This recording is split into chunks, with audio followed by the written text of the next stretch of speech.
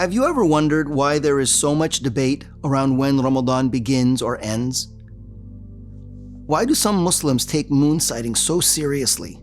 And why do some argue for using only astronomical calculations? And why does this debate even matter? My name is Youssef Ismail, and I serve as a faculty member at Zaytuna College, where I teach astronomy, mathematics, and Maliki jurisprudence. In this video presentation, I hope to answer these questions and more. I started sighting the moon 30 years ago while I was in graduate school. I witnessed debates among two groups of Muslims on campus, something many of us are all too familiar with. One group was arguing for moon sighting, and the second for a calculated means of determining the start of the lunar months. The group arguing for moon sighting cited the well-known hadith of the Prophet Muhammad, peace and blessings of God be upon him, regarding starting and ending the fast of Ramadan. The Messenger of God, peace and blessings of God be upon him, said the following about Ramadan: "Do not start the fast until you see the new moon, and do not break the fast until you see the new moon. If the new moon is obscured from you, then complete a full 30 days. Even though sighting the moon without calculations is easy, what shocked me was that many among the group arguing for moon sighting did not actually practice sighting the moon, so arguing for it seemed absurd. As for those who argue for a scientific approach using astronomy to determine the start of the month, while very useful and remarkably accurate in determining where the moon is in the sky, the scientific approach is very complicated, and the majority of people are incapable of performing such calculations. As an engineer, I was taught to find solutions to problems. The simpler the solution to a problem, the better. While both approaches solve the problem of marking the beginning of the lunar months, following the instructions of the Prophet Muhammad, peace and blessings of God be upon him, was clearly the better solution. It was realizing that simplicity which prompted me to start sighting the moon, though many others in my community did not. That was how my journey of sighting the moon regularly for the next few decades began.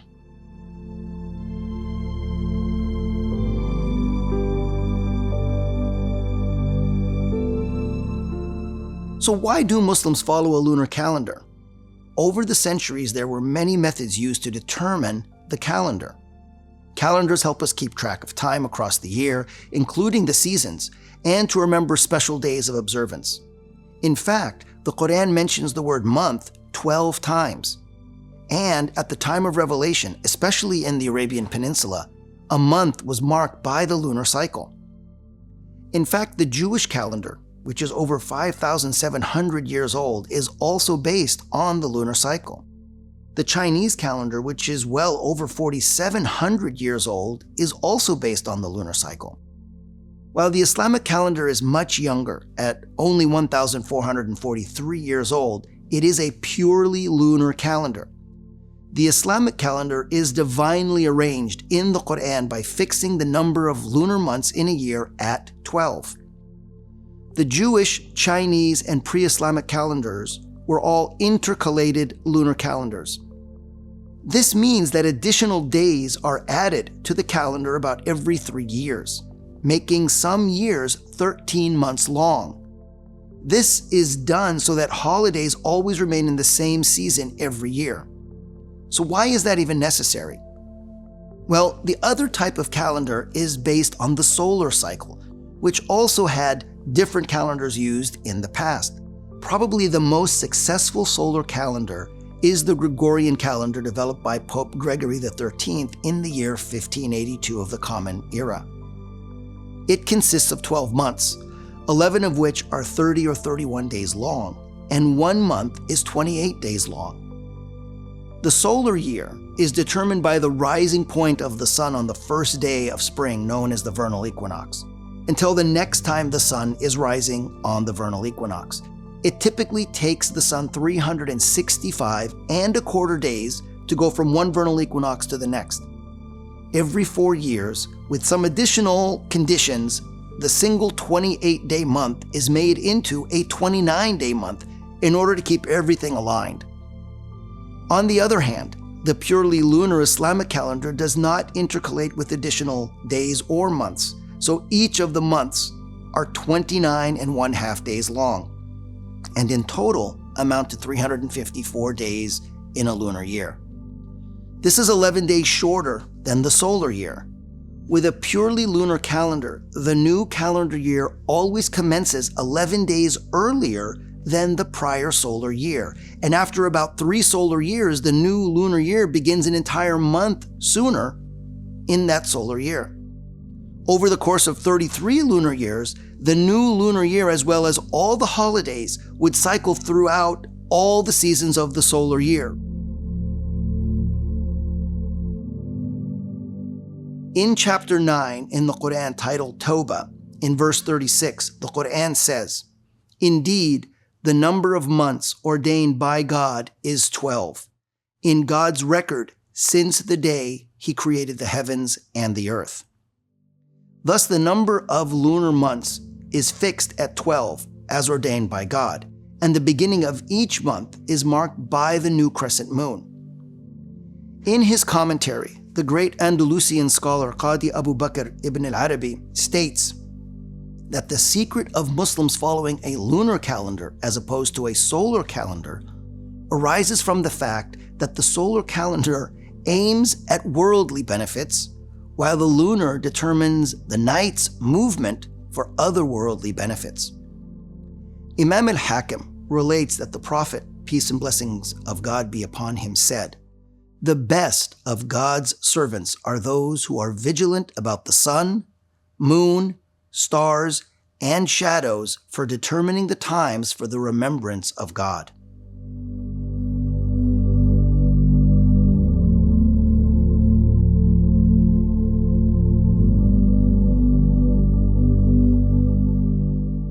So when and how did the sunnah of moon sighting begin? Let's go back 1,443 years ago to Mecca. It was the month of Safar, the second month of the Arabian year in 622 of the Common Era, and the clans of the Quraysh colluded to assassinate the Prophet Muhammad, peace and blessings of God be upon him. So he made plans to migrate to Medina with Abu Bakr, may God be pleased with him. They left Mecca on a dark and moonless night of the 26th of Safar. And rather than make their way north towards Medina, they went south to throw off the Quraysh and took refuge in a cave on Mount Thawr, where they stayed hidden for 3 days. Let's observe through this simulation of the sky the night they decided to leave the safety of their cave. As sunset approached on what would have been September 13th in 622, with the first night of Rabi' al-Awwal, the third month of the Arabian year, looming, and under the cover of a dark and moonless night, led by a desert guide, they made their way north near the west coast of the Arabian Peninsula. The journey took them 7 days to reach Medina. They arrived on the 8th day of Rabi' al-Awwal, or on the 20th of September in 622.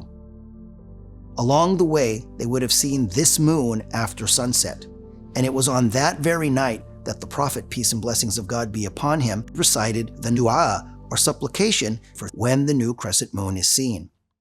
Allahumma ahillahu alayna bil-amni wal-iman wal-salamati wal-islam. Rabbi wa Rabbuka Allah. O God, let the crescent loom above us in peace and faith, safety and Islam. My Lord and your Lord is Allah. As we look at this simulated crescent moon, some questions come to mind. Why is the shape of the moon a crescent? Why does the moon's shape change over the course of the month? Where does the light of the moon come from? The moon does not produce its own light. What we see as the bright side of the moon is nothing more than the moon reflecting the light from the sun that is falling upon it. To understand why the moon changes its shape over the lunar cycle, we must first note that the moon orbits the Earth as its only natural satellite. As the moon orbits the Earth, the orientation of the moon in relation to the Earth and the sun changes over the lunar cycle, producing the phases that we see. The following simulation will help us visualize why the moon's shape appears to be changing. At the beginning of the cycle, the moon is positioned directly between the Earth and the sun. This orientation is called conjunction, and marks the astronomical new moon. However, while the moon is in conjunction, and from about 1 day before to about 1 day after, the moon is invisible from here on Earth. As the moon passes through its orbit of the Earth, the side that is illuminated by the sun begins to appear to us here on Earth. For the first 7 days of its cycle, the moon is called the waxing crescent, or the new crescent moon, or in Arabic, the hilal. Once the new crescent becomes visible from Earth, the new Islamic month commences. As the moon continues in its orbit, more of the illuminated side becomes visible from the Earth. As it reaches 1/4 of its orbit, it is called the first quarter moon, and it appears to be 1/2 lit. From there, it continues to swell into a shape known as the waxing gibbous. It continues to swell until it completes 1/2 of its orbit around the 14th or 15th night, when the entire moon is seen lit by the sun in what we call the full moon. From there, the shape of the moon returns to being a gibbous, as its visible side shrinks in what is called the waning gibbous. It continues to shrink until it completes 3/4 of its orbit, reaching the third quarter moon, where only 1/2 of the moon is lit again, but now on the opposite side. From there, it returns to the crescent shape. Now it's called the waning crescent.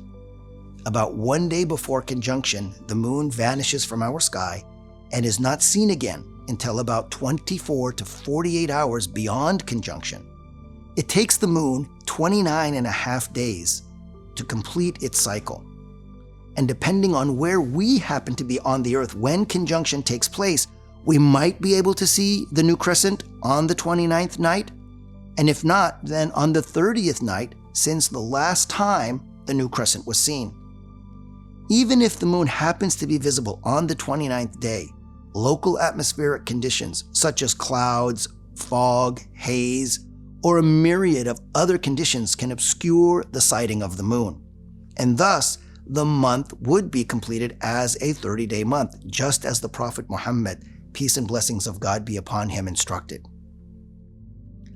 Following the instructions of the Prophet Muhammad, peace and blessings of God be upon him, does not contradict what astronomical calculations predict. The new crescent moon can be seen on either the 29th or 30th evening, even without atmospheric conditions obscuring the sighting.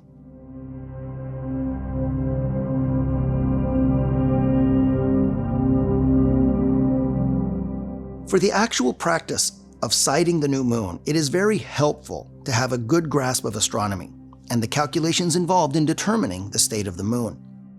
The determination of the visibility of the new crescent relies on several different yet related parameters. No single parameter can be used as an indicator of the visibility of the moon. All these parameters must be considered together, and each one must meet a minimum value for the moon to be theoretically visible. The fewer the parameters that meet the minimum required values, the less likely it will be that the new crescent will be seen.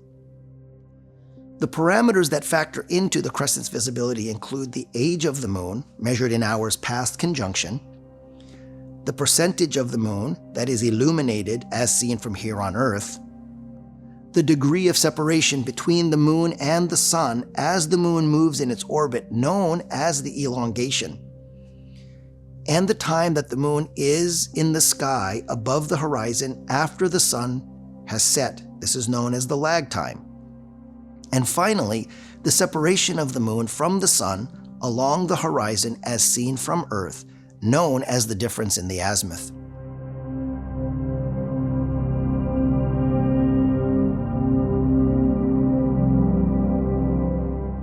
After almost 3 decades of sighting the new moon, I have learned that if the moon is illuminated less than 1%, is less than 24 hours old, has an elongation of less than 12 degrees, on the 29th day of the month, it will be very difficult to sight, if at all. However, there is more to consider besides these 3 variables, namely the illumination, elongation, and age. The following factors also impact the visibility of the new crescent moon: the season of the year, whether the path of approach to the horizon is steep or shallow, the separation between the sun and moon along the horizon, and how long the moon is above the horizon after sunset, and a few more complicated details about the moon's orbit that are beyond the scope of this presentation.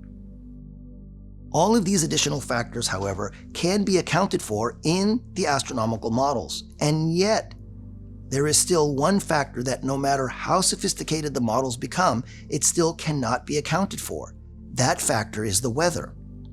No computer simulation can account for the variability of the weather in any given location on the Earth for any given hour of the day. I have gone out on days that had completely clear skies until just hours before sunset. The western horizon grew cloudy, obscuring the moon completely. I have gone out on rainy and completely overcast days, and minutes after sunset, the clouds dispersed, revealing the new crescent moon. In addition to clouds, the humidity of the air plays a role, as does the atmospheric pressure, not to mention air pollution. All these factors play a role in the visibility of the new crescent moon, and they are not accounted for in astronomical models, nor can they be. The important thing to note is that the astronomical models are useful tools in helping us predict what the moon might look like in the sky and where it might appear in the sky, but they cannot forecast whether the moon will actually be visible or not.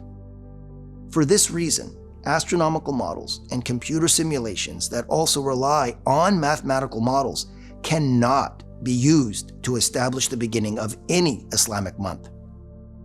The Muslim astronomers of the classical period had sophisticated models as well, and used them to make predictions where the sun, moon, and stars were in the sky.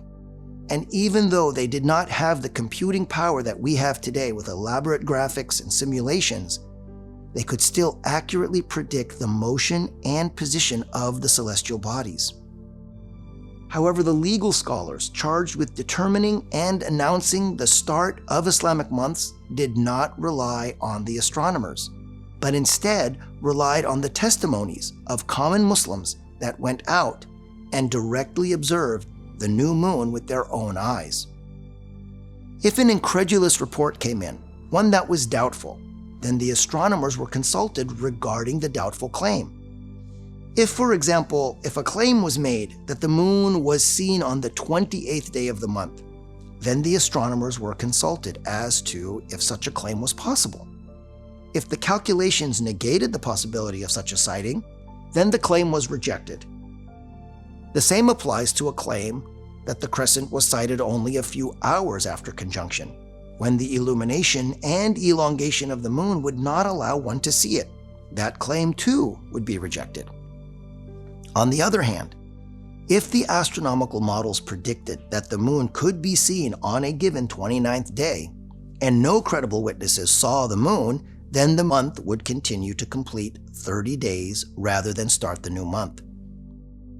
Involving the human dimension to determine the start of the Islamic months through a direct observation of the new crescent makes the Islamic lunar calendar a living calendar that connects the observer with the rest of creation, both celestial and terrestrial.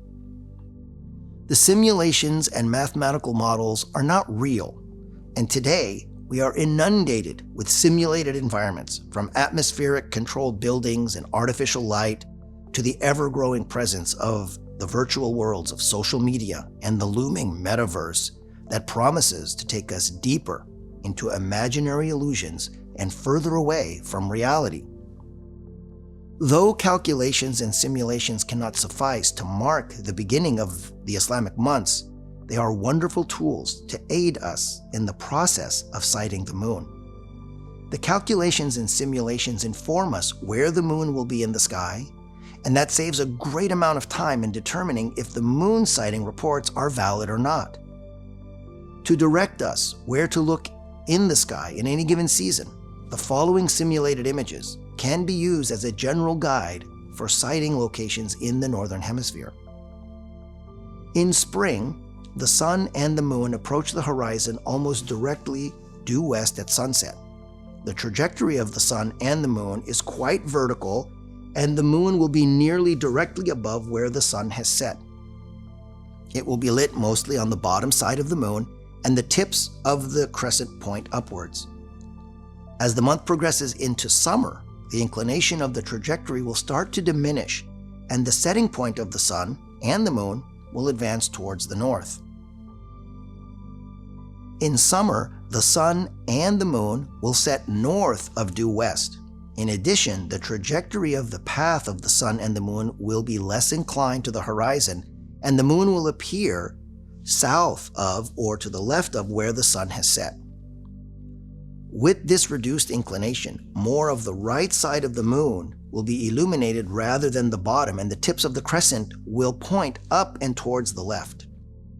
As the summer months lead into autumn, the trajectory will continue to decline, approaching its lowest trajectory in autumn, and the setting point will begin to return towards due west. In autumn, the setting point of the sun and moon will once again return to due west. However, rather than having a near vertical trajectory for a path approaching the horizon, the trajectory now is very shallow, and in fact in autumn will be at its minimum. The moon will be typically seen low in the sky near the horizon and will be mostly lit on the right side. The tips of the crescent will generally be pointing slightly upwards but mostly to the left. Moving through the autumn months into winter, the inclination of the trajectory will start to increase once again, and the setting point of the sun and the moon will continue to advance further to the south. In winter, the setting point of the sun and moon will be well to the south of due west. The inclination of the trajectory will start to increase, and with it, the lit side of the moon will start to move back towards the bottom side of the moon. However, the moon is still primarily lit on the right side, and the tips of the crescent point up and to the left. As time advances through the winter months into spring, the inclination of the trajectory will continue to increase, reaching its maximum once again in spring, and the setting point will return to due west, with the lit portion of the moon returning to its underside. This pattern will repeat year after year.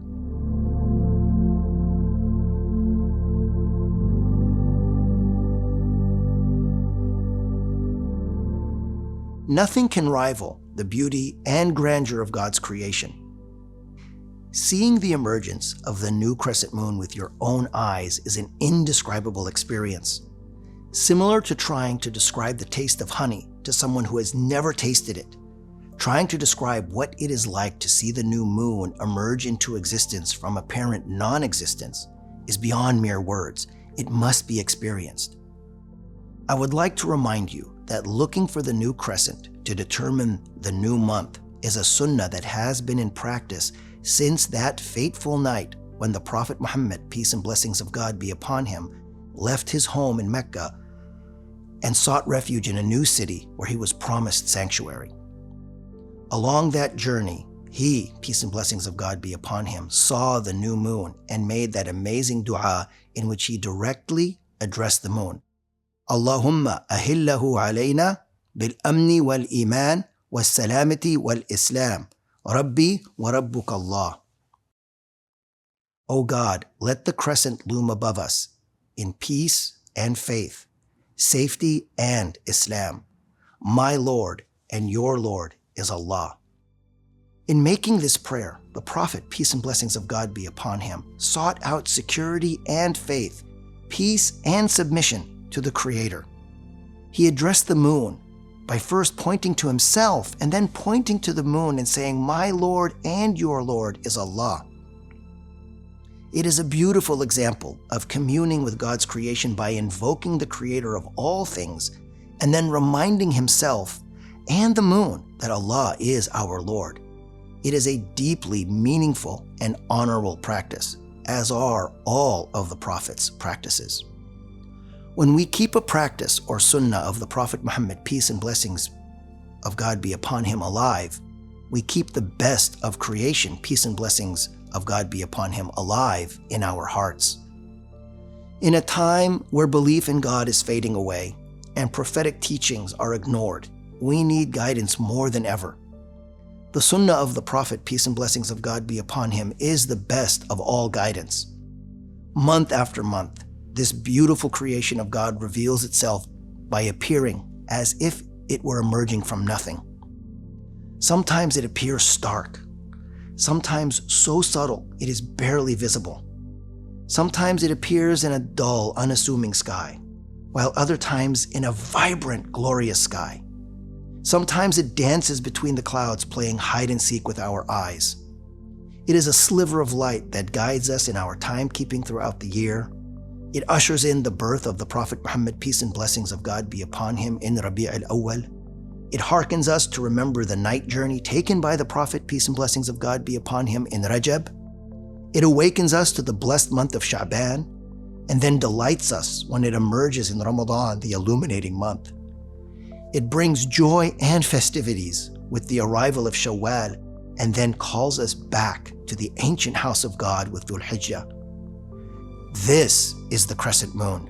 Seeking it is a sunnah of our Master Muhammad, peace and blessings of God be upon him. Make it your sunnah as well, and reap the blessings and benefits that it brings forth.